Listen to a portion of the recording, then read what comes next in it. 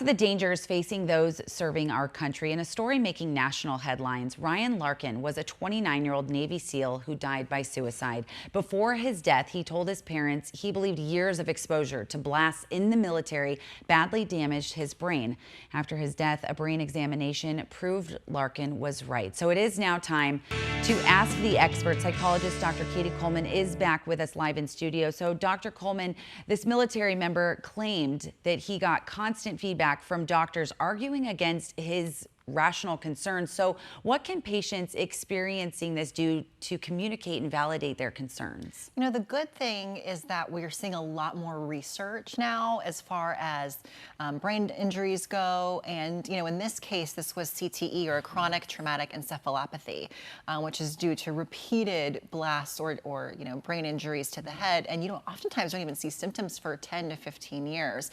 So, early, just, thinking about your brain early on and doing what we can to protect it. That's why we've seen what we've seen with the NFL as far as protecting their brains. And now the U.S. military is really taking a deep dive and looking into this more. Yeah, and because of this story specifically, and if you will, share with us some of the common symptoms and some of the behaviors that people might see. You know, we talked about red flags earlier with mental health issues, but this is something even more prevalent that we should be watching for. Well, exactly. I mean, anyone can be prone to concussions or brain injuries. And so typically after a brain injury, you might see things like forgetfulness, memory problems, sometimes difficulties with organization or planning.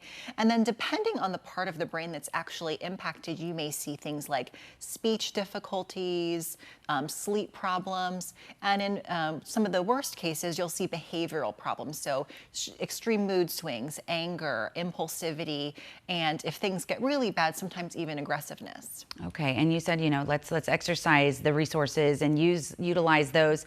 We do want to talk about our next topic that does pertain to our mental health and well-being, and it's this year's World Happiness Report. It's out of the United States, and the United States doesn't make the top 20. This is the first time that the U.S. comes in at number 3, dropping due to a rise in happiness among other countries. So when we're talking about happiness and well-being, what's kind of going on with the country, and what can we do as citizens of this country to make it better? Yeah, and like you have up there, really the most impacted age group from this study or this poll that was done by Gallup was that people who are under the age of 30 were the most impacted.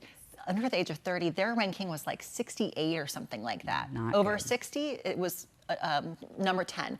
And so what this shows us is that there's something going on, kind of the younger millennials and younger of what's going on in their life. And when we think about the way that the pandemic impacted kids in high school, in college. Took them out of the classrooms. Right. And the lack of social interaction. And what we know about the human condition is that we need that social interaction. We need that communication and being with people in person, not just through social media, that's huge. And otherwise we feel lonely.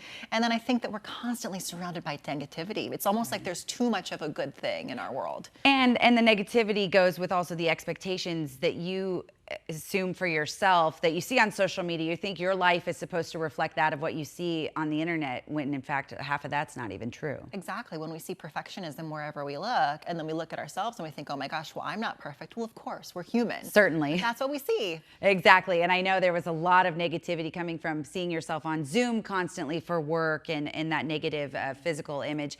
The country, of course, has been through plenty of ups and downs, so we shouldn't fret. We might move past this, so we should forget the ranking and stay positive. We should stay positive, keep it simple, be smart with your phone, Yes. Don't use it too much, and spend time with people. I love it. Spend time with people and get that interaction in. We appreciate your insight today. Thank you, Dr. Katherine Kuhlman, for being here.